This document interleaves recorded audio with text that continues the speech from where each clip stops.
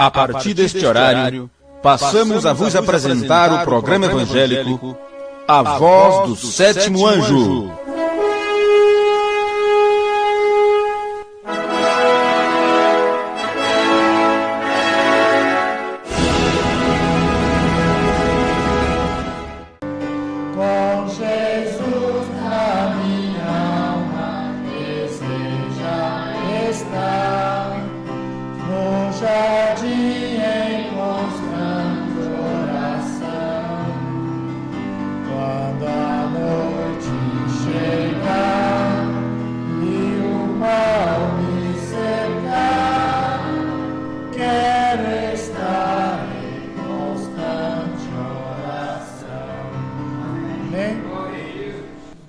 Abençoe em nome do Senhor Jesus Cristo.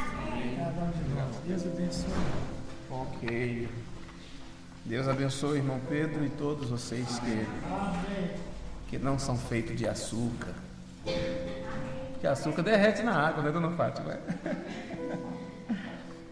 Crente em açúcar não consegue vir no culto, não. Uma mulher sabida já vem mais cedo, né, mulher? Já estava pingando, já? Estava começando a chover? Geralmente, sempre à tarde, nesse período de verão, assim, chove. E é justamente no horário que a turma está para sair de casa, né? Justamente no momento, estão se arrumando, começam os trovões e relâmpagos. Ok. O certo é que o tempo está descontrolado, essa é a verdade, né? Descontrole total, como vocês têm visto. Comentários e noticiários. Pregamos em Jundiaí ontem, falamos um pouquinho a respeito disso. O que acontece é que o juízo tem que cair mesmo sobre a terra, né? Tem que cair mesmo.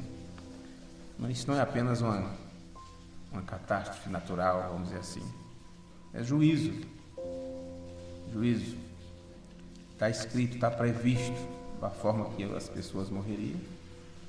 E mesmo assim, os que restam, eles não se arrependem. Eles continuam do mesmo jeito. É tempo de começar ao nosso país sentir também um pouco do que os países lá fora têm sentido durante anos, né? Cada um que se cuide. Temos aí as coisas tudo se encaminhando. Temos uma mulher no poder, não é? Isso começa por países distantes, até que os Estados Unidos também têm a sua. Então isso tem que ir culminando até cumprir toda a profecia. Ok, só temos que, foi dito nas Escrituras, que quando vê essas coisas acontecendo, levantai a vossa cabeça, porque a vossa redenção se aproxima. Amém. A vossa redenção se aproxima. Tsunami, terremoto, fome, em todos os lugares está acontecendo catástrofes. Nós que não estamos muito acostumados com isso, mas vemos pelo que dizem, né? País tal, terremoto no Chile, terremoto no Haiti, nas ilhas não sei das quantas, tsunami não sei aonde, e milhares morrem, se vão. Veja em Apocalipse, veja quanta terça parte dos homens tem que morrer mesmo. Ou as Escrituras não estariam falando a verdade, não é? Só significa que não há mais esperança, a terra está gemendo, a natureza está cobrando, não temos que culpar quem quer que seja, não adianta culpar o governo, o prefeito, não sei quem, os políticos, não resolve, não adianta. Vamos fazer o seguinte, vamos pensar que o culpado somos nós, que ali estamos aqui. Que se já estivéssemos prontos para ir embora, acabava de uma vez. Acabava tudo de uma vez. A terra está gemendo esperando a adoção, ou a manifestação dos filhos de Deus. Não é dos outros, porque os outros vão morrer mesmo.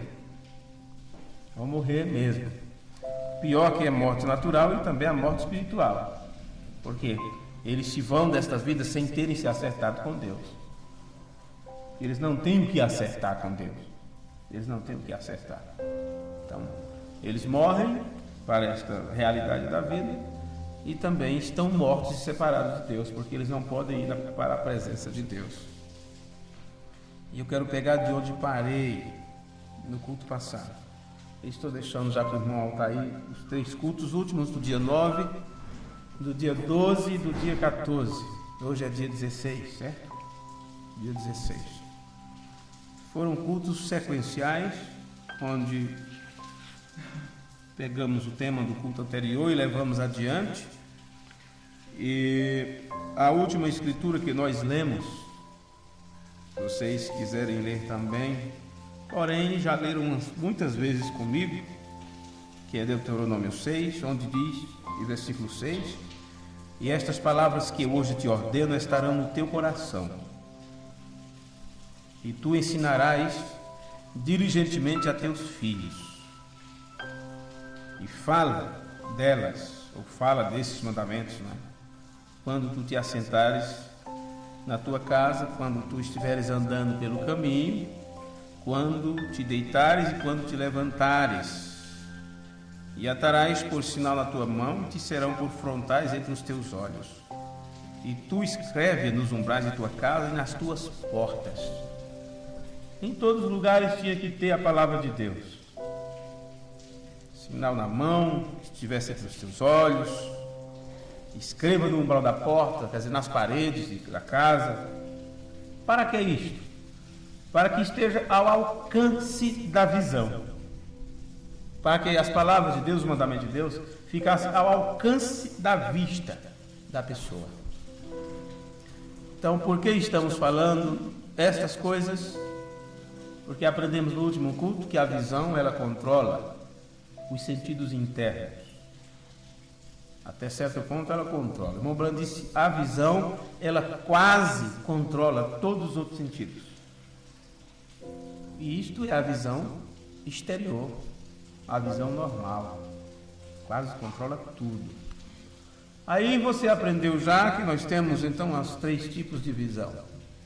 Que é a visão física, onde os globos oculares, retina, tudo, capta a imagem da tua casa terrestre, que é a Terra, envia os estímulos visuais para a visão intuitiva, na tua mente, vamos dizer assim, no teu espírito, o homem do meio, e isto é repassado para a visão espiritual, a visão reveladora.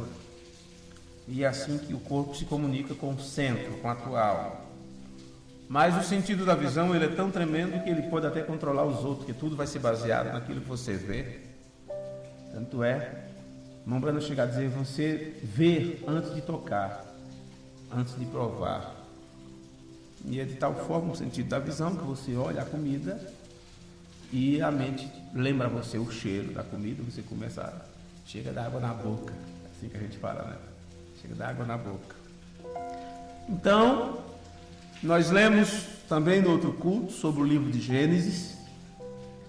Já 2 vezes repassamos isso para vocês, que Eva disse que, e viu Eva, que o produto, que o fruto era agradável à vista.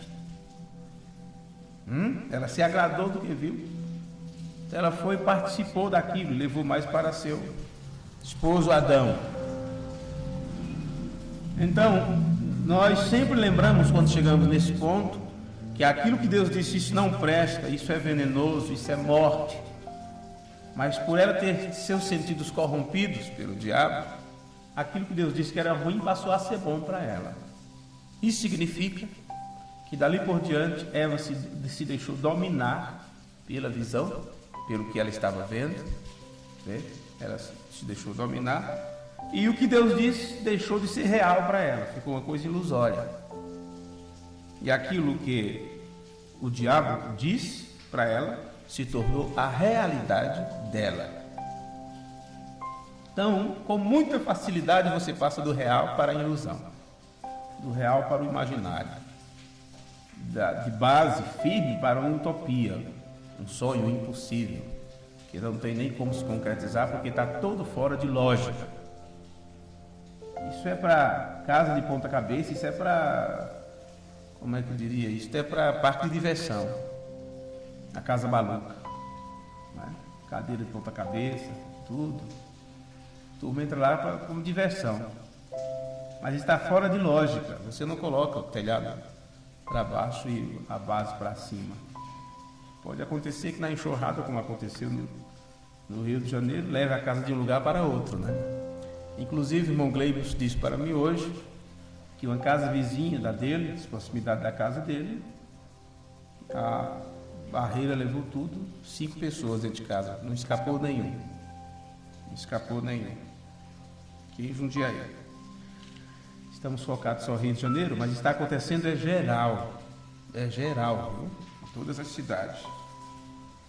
E eu não sei até que ponto estamos livres disso ou não. O local que moramos, onde você mora, não sabemos. Só temos que entregar nossas vidas nas mãos de Deus. Que vamos fazer o quê? Sair gritando pela rua com a mão na cabeça? Não tem como, não é? Pois bem, continuando aqui. Aqui foi dito para que pegasse a palavra de Deus, o mandamento que Deus estava ordenando, e colocasse em todos os lugares. Escreve na parede, escreve no umbral da porta. Para que isto? Para que quando você vê aquilo, a tua visão olha aquilo, forme imagem mental, quadro mental em tua mente. Observe. E a continuidade do versículo 8. E atarás por sinal na tua mão, e te serão por frontais entre os teus olhos, e tu escreve-as nos umbrais de tua casa e nas tuas portas. Agora, o versículo 7, e tu ensinarás diligentemente a teus filhos. Em outra versão da Escritura diz assim: inculcarás isto a teus filhos. Quer dizer, você tem que ser filho nisso, sempre está dizendo para eles.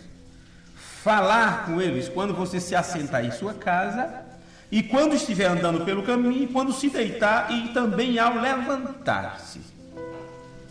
Na versão amplificada diz assim: e estas palavras que eu te ordeno neste dia será a primeira na mente do teu coração. Quer dizer, primeira coisa, o que Deus tem dito. Então você deve estimular e aguçar isto, de modo a fazer isto penetrar, e ensinar e impressioná-los com diligência. Eu acredito que no mês passado nós falamos um pouco sobre isso, nessa parte, onde nós levamos para a parte de impressão, imprimir, a ponto daquilo ficar impresso na mente das pessoas. Vê? Quer dizer, tira-se uma cópia.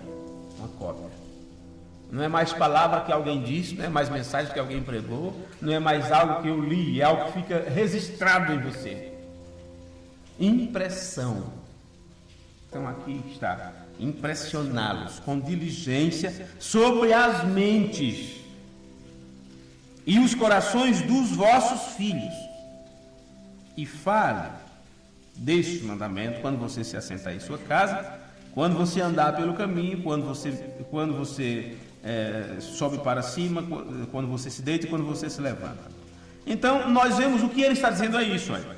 Devemos colocar fotos disso, imagens mentais das Escrituras, de todas as formas, naqueles que dependem de nós, para que isto, quando eles olhem com seus olhos, quando eles veem isto com seus olhos, isto terá uma influência em suas mentes e em seus corações, para que haja influência da palavra de Deus em suas vidas.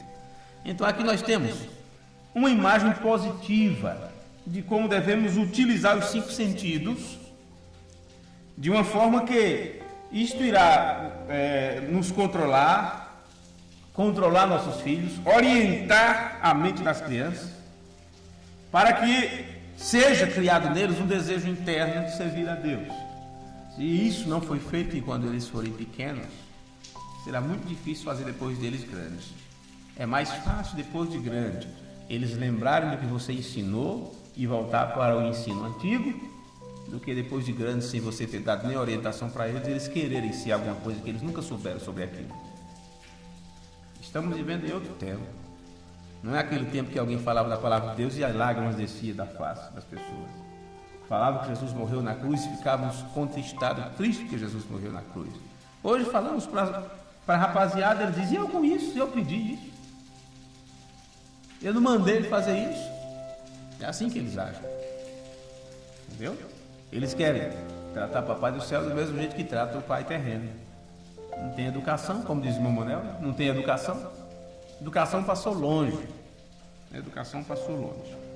Então vemos como é que a visão pode controlar os sentidos interiores, os sentidos de dentro. É muito forte o sentido da visão. Então, quais são os sentidos de dentro que a visão parece que toma conta de tudo, deixando os outros sentidos em segundo plano? Os sentidos de dentro são memória, imaginação, razão, que é raciocínio, consciência e afeto. São os sentidos do espírito. A memória tem a capacidade de manter, reter as coisas e reavivar na mente pensamentos passados, reavivar imagens, ideias, tudo. Você só não pode armazenar o amanhã, mas daqui para trás tudo fica armazenado na sua memória.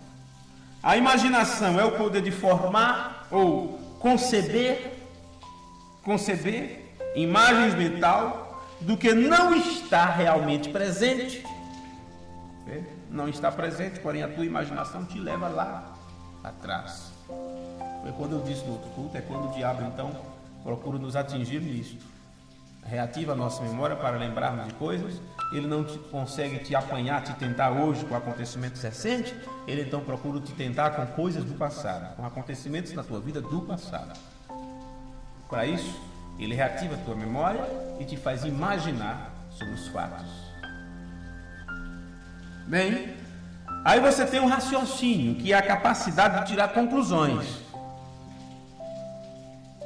Agora, se você não tem, se essa razão sua, esse raciocínio, não está alinhado com a palavra de Deus, que tipo de conclusão você vai tirar sobre as coisas que estão na tua memória e que você está imaginando sobre elas? Capacidade de tirar conclusões ou inferências de fatos assumidos, coisas que aconteceram. Por último, você tem aí, aliás, em quarto lugar, você tem a consciência, que é o seu senso moral. É o conhecimento de dentro. Conhecimento de dentro. Quer dizer, você se conhece. E diz, eu prefiro colocar à noite minha cabeça no travesseiro e dormir com a consciência tranquila. Conhecimento de dentro. Pensamentos e sentimentos. Você começa a sentir sobre o que você está pensando, imaginando, raciocinando. E aí a tua consciência é ativada e você diz, não posso fazer isso. Deus me deu consciência, a minha consciência está alinhada com a palavra. Não é? Por último, você tem o afeto, que é o estado emocional do ser humano, o seu estado emocional.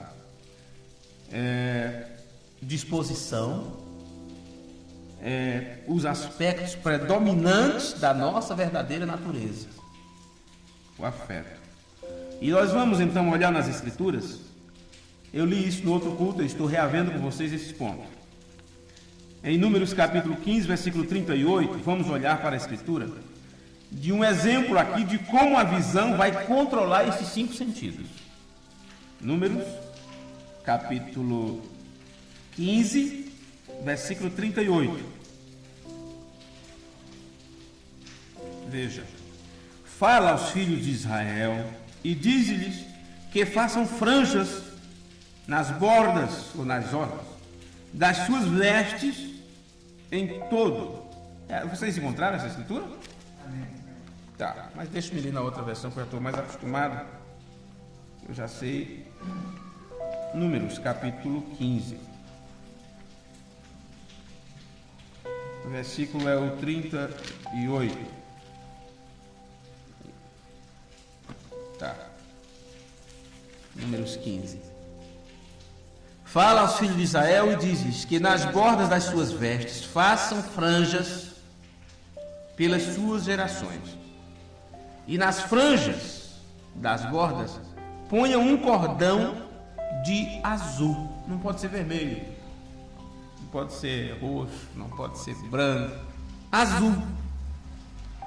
Porque o azul representa o quê? Alguém de vocês lembra o que o azul representa? Pronto. O azul representa a verdade. Então se você recorda da outra escritura que lemos em Deuteronômio, está falando sobre escrever no umbral da porta, colocar de forma visível. Isso é para formar camadas de pensamentos, imagens mentais na sua mente. E aqui está mandando estas verdades que está em suas mentes ser colocada na forma de um símbolo, um cordão azul na barra das vestimentas. Está na mente, está registrado lá, ok. Mas quando você olhar para esse cordão azul, você vai lembrar exatamente dessa verdade que você aprendeu. Veja, para você ver como Deus trabalha, para que teu sentido seja ativado para Ele, para as coisas dele. Tá. E nas franjas vos serão para quê? Vendo-as, vos lembrei. Você vai lembrar de uma coisa que não sabia? Você vai lembrar de uma coisa que nunca te falaram? Não, senhor. A lembrança é para te trazer à tona coisas que não estão presentes, aparentemente presentes, porque já foram coisas que aconteceram, palavras já foram te ensinadas. É assim. Vê? Para lembrar-vos de todos os mandamentos do Senhor, e os cumprais, e não seguireis o vosso coração, nem após os vossos olhos, pelos quais andais vos prostituindo. Porque aqui ele está falando em ambos os sentidos, natural e espiritual.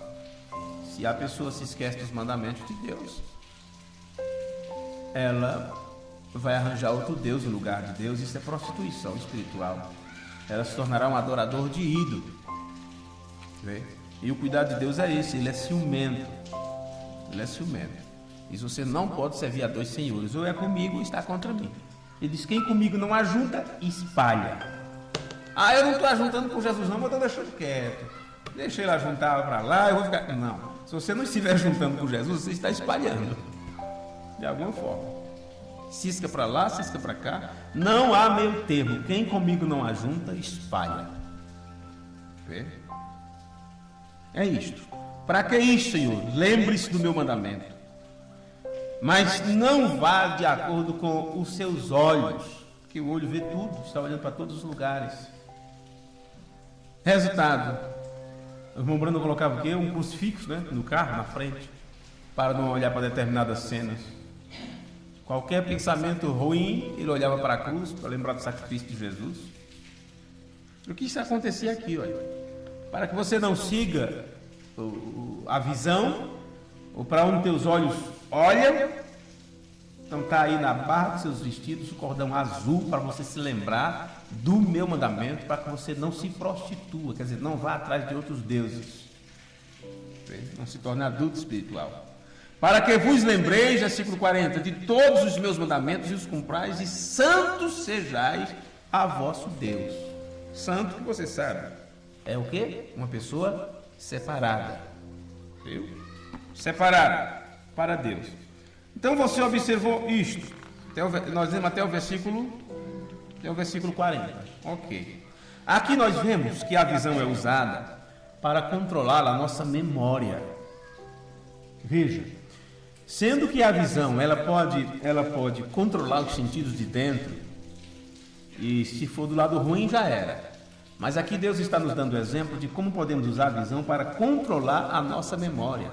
Ao invés de estarmos pensando no que não devemos pensar, que possamos então ver coisas, cenas e imagens que nos lembrem daquilo que é correto, que nos lembrem daquilo que é verdadeiro.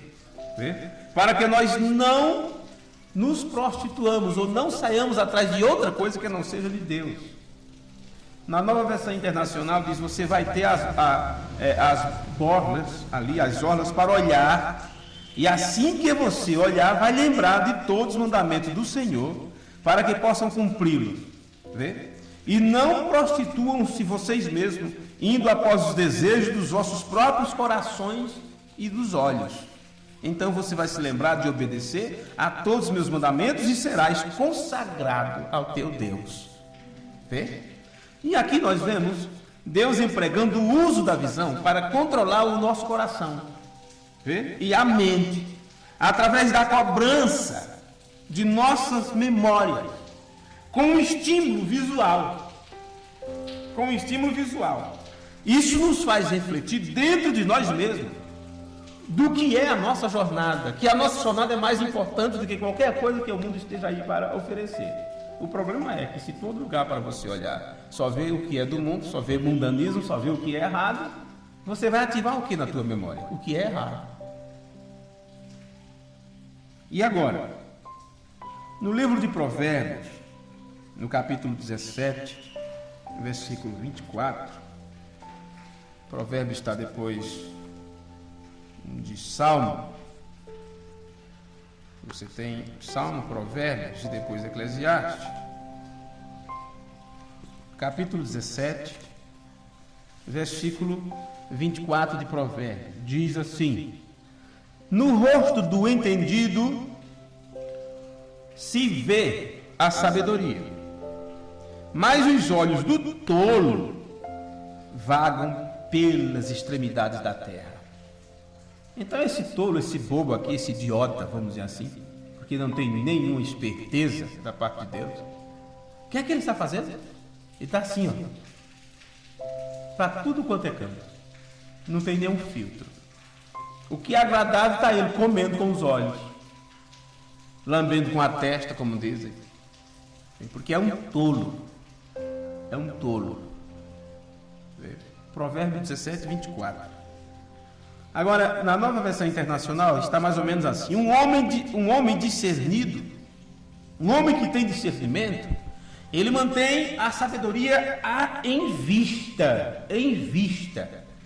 Agora você compreende melhor o que você leu, que na tua versão diz assim: nos olhos do homem sábio, né? Ou nos olhos, ou no rosto do entendido se vê a sabedoria. É como se você olhasse para a pessoa e visse que ela era sábia. Veja, mas isto fica mais compreensível quando você entende agora o outro ângulo. Um homem que tem discernimento mantém a sabedoria em vista. Em vista. Não é eu olhar para vocês e aquela pessoa é uma pessoa sábia. Como? Eu estou vendo a aparência do homem. Não foi assim que o profeta pensou sobre Eliabe? Quando viu o tamanho da estatura? Deus disse: não, rapaz, você está vendo a aparência, mas eu vejo o que está na mente da pessoa. Eu conheço o coração da pessoa. Então não é você olhar para mim e dizer: olha, nos olhos dele, ali estou vendo que uma pessoa sábia.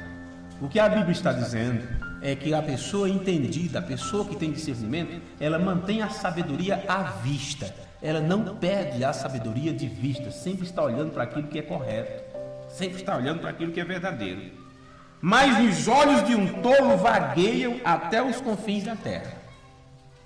Ele nunca está satisfeito, por mais que vê, ele quer ver mais ainda. Agora, até o momento, se posso dizer assim, nós temos provado que existe uma conexão entre o que vemos com os nossos olhos e o que vemos com o homem interior, com o nosso homem interior. Aprendemos que não é estes olhos que veem, esses olhos captam estímulos, situações, imagens, cenas, acontecimentos, e transmite os estímulos, vamos dizer assim, em forma de energia, transmite os estímulos para a tua mente, ou para os olhos da tua mente, que eu chamei de visão intuitiva, para ficar mais fácil até o aprendizado.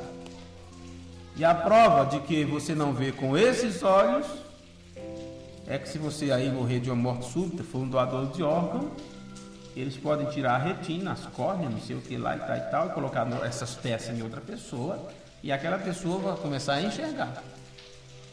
Vê? Isso prova o quê? Que a tua mente está precisando de uma peça, da retina, dos globos oculares, tudo, para poder captar os estímulos visuais e levar lá para a mente. Então você sai desse corpo, você vai continuar enxergando. Vê? Verá de uma forma diferente, porém você continuará enxergando. Você não vai depender deste corpo para ver. Você não vai depender dos globos oculares para continuar vendo, para continuar enxergando.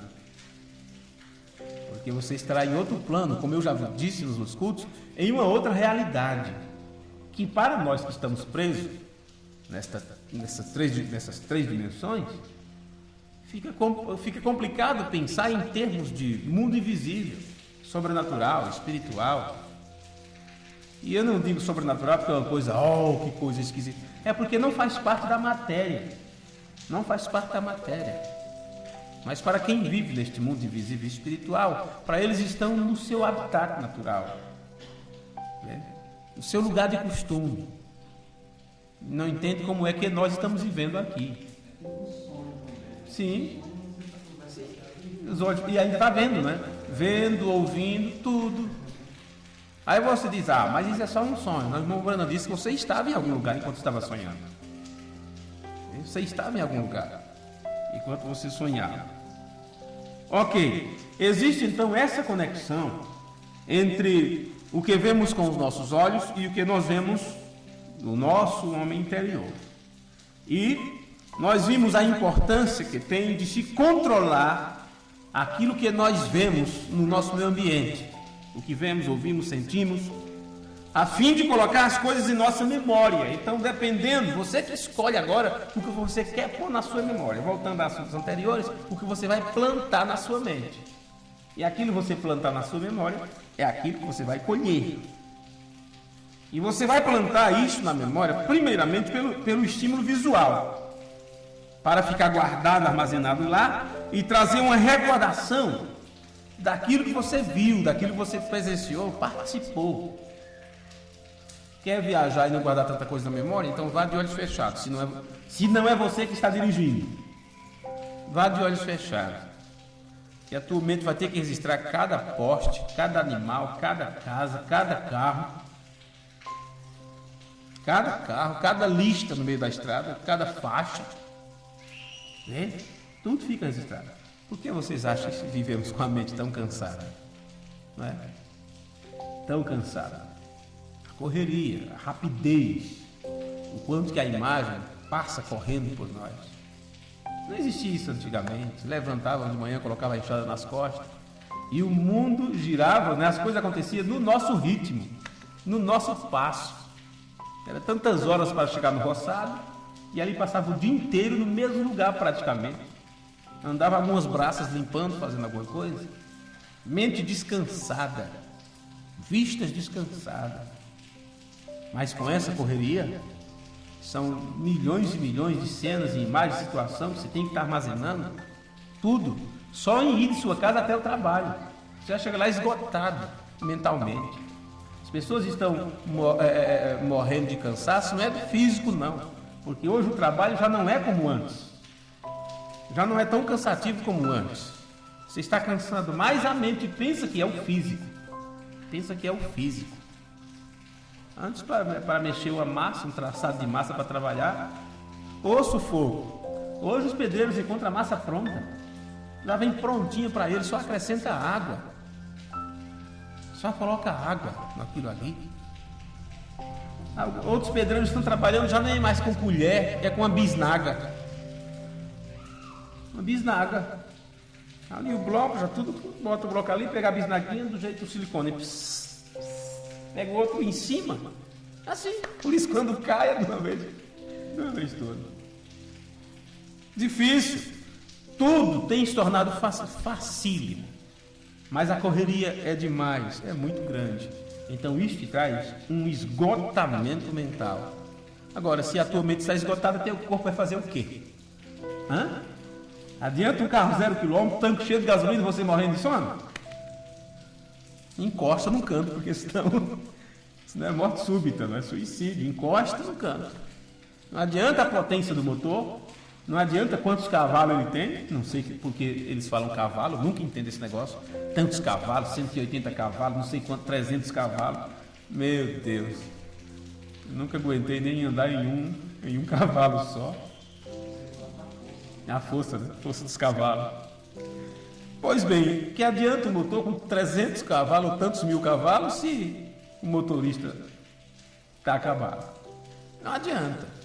Né? A mesma coisa é teu corpo. Pode estar saudável como for. Se a tua mente não está sã, acabou. Isso em todos os sentidos. Não vou entrar em outros detalhes, até gostaria. Mas não. Isso não é assunto para público, vamos pensar assim. Coisa mais restrita.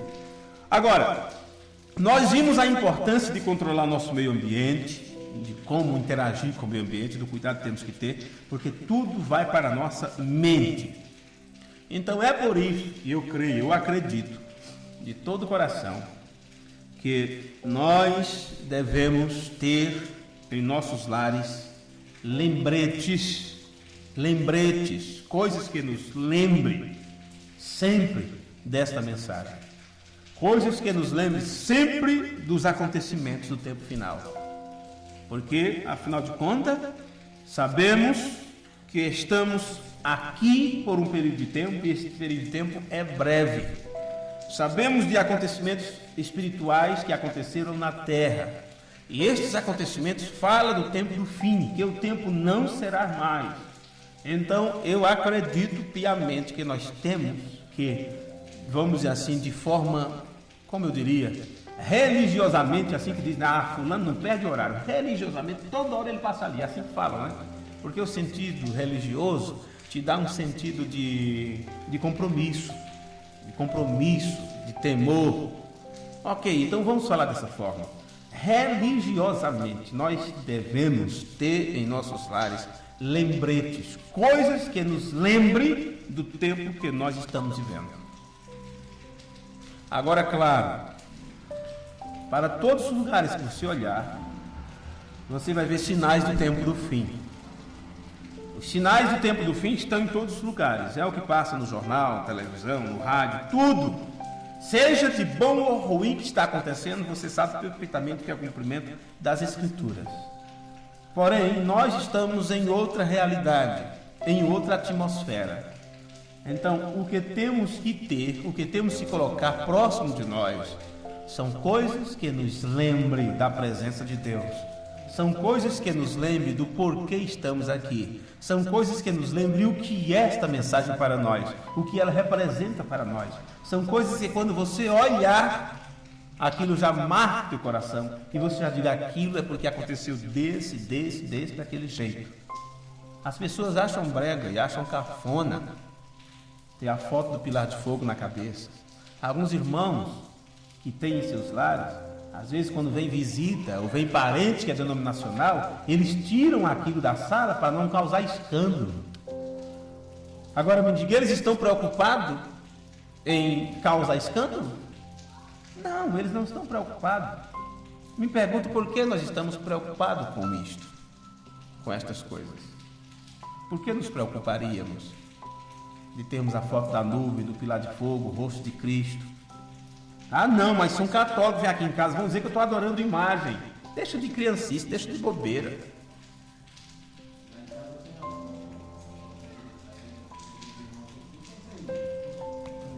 Aí. Tá vendo? Chega junto, né? Fica curioso. Então, você aproveita uma oportunidade para falar dos acontecimentos.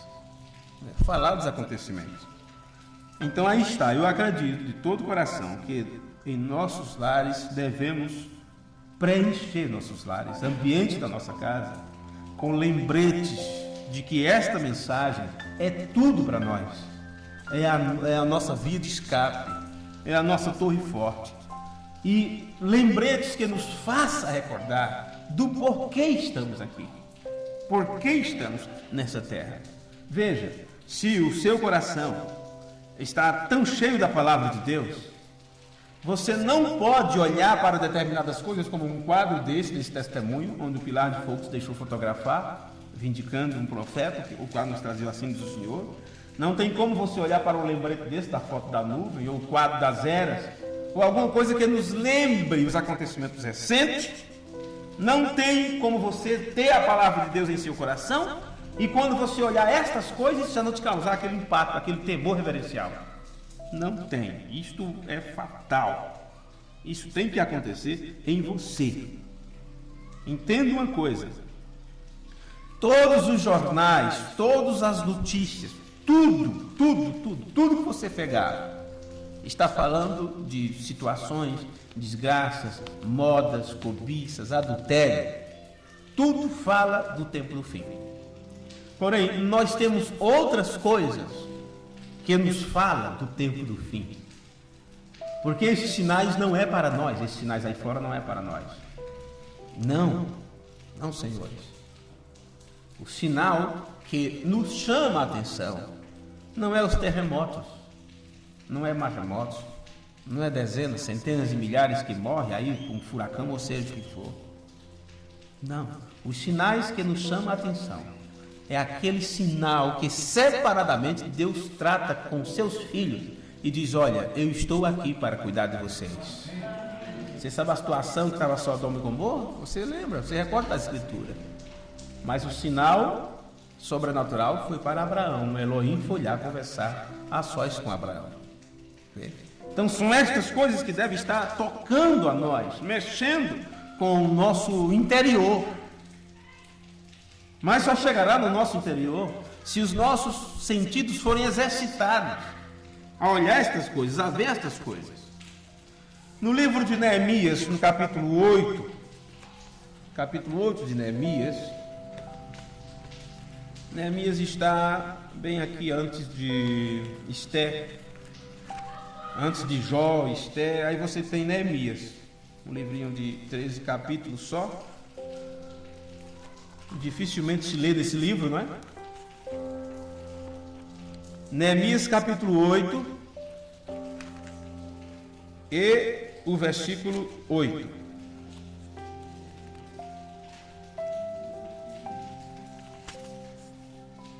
Neemias 8:8.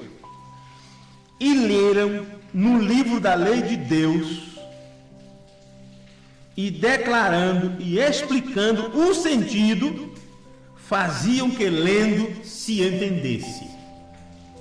Nós temos aqui uma luta, viu? Você sabe que o livro da lei de vez em quando se perdia. Temos registro assim nas escrituras. E às vezes passavam anos e anos um rei ruim dominando o povo e se esquecia do mandamento. Daí a pouco uma pessoa temente a Deus encontrava o livro e fazia questão de proclamar Israel para ouvir a leitura do livro. Tem uma parte, não sei qual livro é, que eles passaram dia e noite, toda a congregação junto. De manhã à tarde entrava pela noite, lendo o livro da lei de Deus para as pessoas. E aqui diz, a lei é lida e explicada, no capítulo 8. Veja como está no versículo 8, no capítulo 1, aliás, versículo 1 de Neemias 8. E chegado o 7º mês, e estando os filhos de Israel nas suas cidades, todo o povo se ajuntou como um só homem. Fizeram caravana, procissão. Não era romaria atrás de Aparecida ou do Padre Cícero, ou seja, quem for, não. Não, faziam procissão, romaria, vamos dizer assim, se pudéssemos usar esse termo, né? Para se aglomerar, todos juntos em um lugar, um aglomerado de pessoas, para ouvir a leitura dos livros de Moisés, os 5 livros de Moisés, a lei de Deus. Veja, e todo o povo se ajuntou como um só homem na praça, diante da porta das águas, e disseram a Esdras, o escriba, que trouxesse o livro da lei de Moisés, que o Senhor tinha ordenado a Israel. O povo queria ouvir, olha que coisa bonita. O povo queria ouvir. Olha, mas é uma coisa boa, gente, quando você tem o que falar e tem pessoas que querem ouvir. Quando você encontra irmãos, quando você encontra pessoas que fazem pergunta porque querem aprender, é muito gostoso falar com pessoas assim. Então eles vieram e lê para nós o livro. Queremos ouvir a leitura do livro. E Esdras, o sacerdote, trouxe a lei perante a congregação, tanto de homens como de mulheres, e todos os que podiam ouvir com entendimento no primeiro dia do 7º mês. E leu no livro diante da praça, que está diante da porta das águas, desde a alva até ao meio-dia, perante homens e mulheres e os que podiam entender, e os ouvidos de todo o povo estavam atentos ao livro da lei.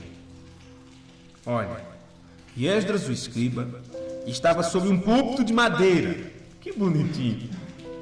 Já pensou um púlpito de madeira, um pregador lá na frente nos tempos antigos? Sei quantos mil anos atrás. Por isso que temos hoje, né, o local onde a pessoa vai, se chama tribuna, né? Onde falar aos demais, a mesma coisa naquele tempo já, olha. No meio da praça. Estava sob um púlpito de madeira que fizeram para aquele fim. E estavam em pé junto a ele, à sua mão direita, Matitias, Sema, Anaías, Urias, Ilquias, Maacéias, e à sua mão esquerda, Pedaias, Misael, Melquias, Razum, Rasbadana, Zacarias e Messulão. Então, se contar aqui, dá o quê? Dá quase 12 também, é? Gente, eu vou observar isso mais perto. E na sua mão direita tinha Matias, Sema, Anaías, Urias, Ilquias e Maacéias, 6. E à sua mão esquerda, Pedaias, Misael, Melquias, Razum, Asbadana, Zacarias e Mesulão. 12. Que coisa. 12 pessoas. E Esdras abriu o livro perante a vista de todo o povo. Você vê que o povo estava ali com os sentidos aguçados e a visão estava ali. Eles tinham que estar olhando atentamente. Eles sabiam o que é que tem na mão do sacerdote. O livro da lei. O que é o livro da lei? O mandamento que Deus entregou por intermédio de Moisés. Eles estavam vendo aquilo, era real. Então agora seus ouvidos ficavam atentos para ouvir o que eles estavam vendo no livro. Eles estavam vendo o livro e precisavam ouvir o que estava no livro. Bem, e Esdras abriu o livro perante a vista de todo o povo, porque estava acima de todo o povo. E abrindo-o ele, todo o povo se pôs de pé. Mas que reverência, viu? Que reverência. E Esdras louvou ao Senhor, o grande Deus, e todo o povo respondeu: Amém, Amém, levantando as suas mãos e inclinaram suas cabeças e adoraram ao Senhor com o rosto em terra. Que avivamento pentecostal, gente. Que reverência deste povo. Que igreja participativa, né? E Jesuá, Bani, Serebias, Jamim, Acube, Sabetai, Rodias, Maacéias, Quelita, Azarias, Josabade, Anã, Pelaias, e os levitas ensinavam o povo na lei, e o povo estava no seu lugar.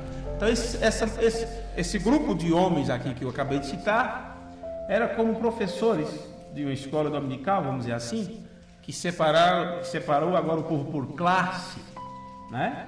Por classe, já que a multidão era grande, e cada um em um setor ensinava ou explicava o que estava no livro, o que Esdras estava lendo.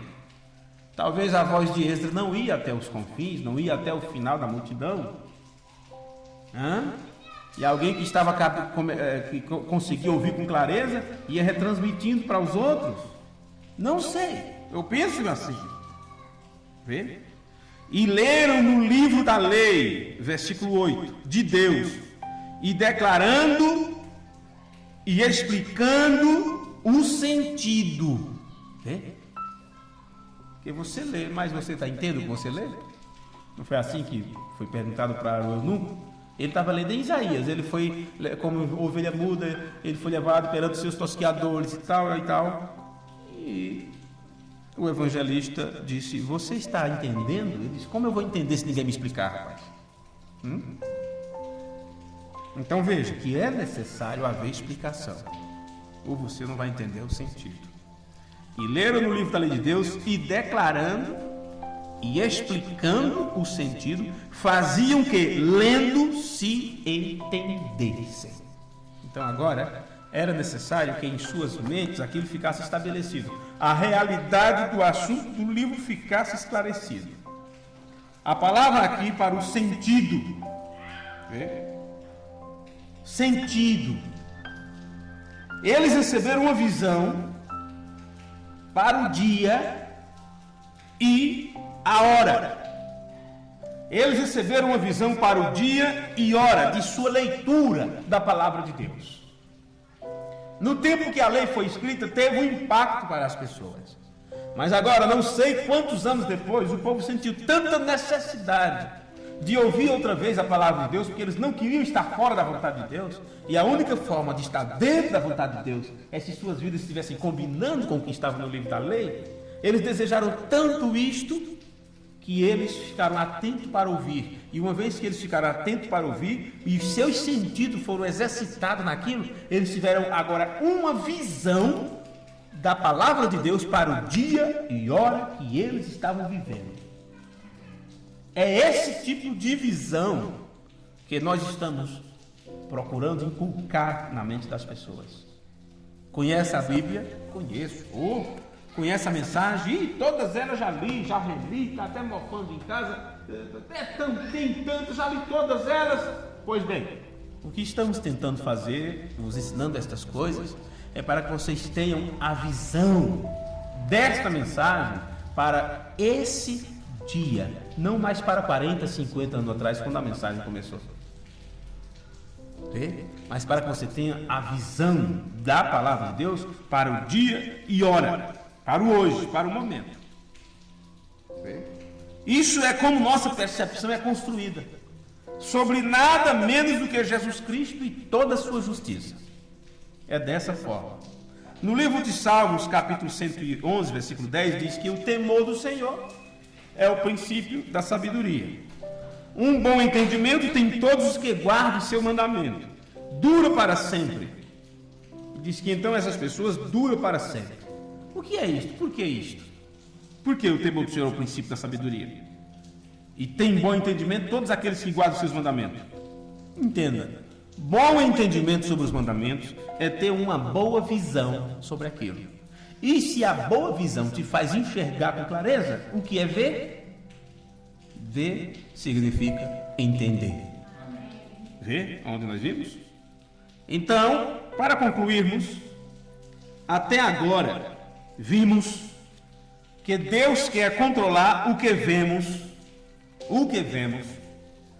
de modo que ao vermos as coisas, aquilo estimula os sentidos internos da nossa memória e, por sua vez, isso estimula então a imaginação, que traz à nossa mente imagens, coisas que você já viu, coisas que você já soube. E essa estimulação da imaginação, em seguida, ela define o rumo certo para o nosso raciocínio. E uma vez que o raciocínio é erguido, levanta-se então para trabalhar, então ele irá controlar agora nossa consciência, ele vai ativar agora nossa consciência, que é o nosso senso moral, e finalmente isto leva agora para o regimento das nossas, do nosso afeto, o afeto, que é a nossa disposição, a disposição da nossa verdadeira natureza. No final das contas, o afeto diz: eu gosto disso ou não, eu vou então fazer isto ou não, porque eu amo isto, eu abraço isto. Você ama ou odeia? E como desde a base primordial que está lá na alma, na revelação, você sabe que isto é de Deus, aquilo é de Deus, aquela outra parte é de Deus. Então, quando isto passa por todo este processo que chega no teu afeto, você está caindo de amores pela palavra de Deus. Porque afinal de contas o amor de Deus foi derramado em nosso entendimento através do Espírito Santo que nos foi dado. Vamos ficar de pé. E agradecemos, Pai, Pai bendito, Deus amado, por o Senhor ser tão misericordioso para com cada um de nós. Sabemos que o mundo está caindo aos pedaços, o mundo está em queda livre, e teus filhos estão subindo as escadas em direção aos céus.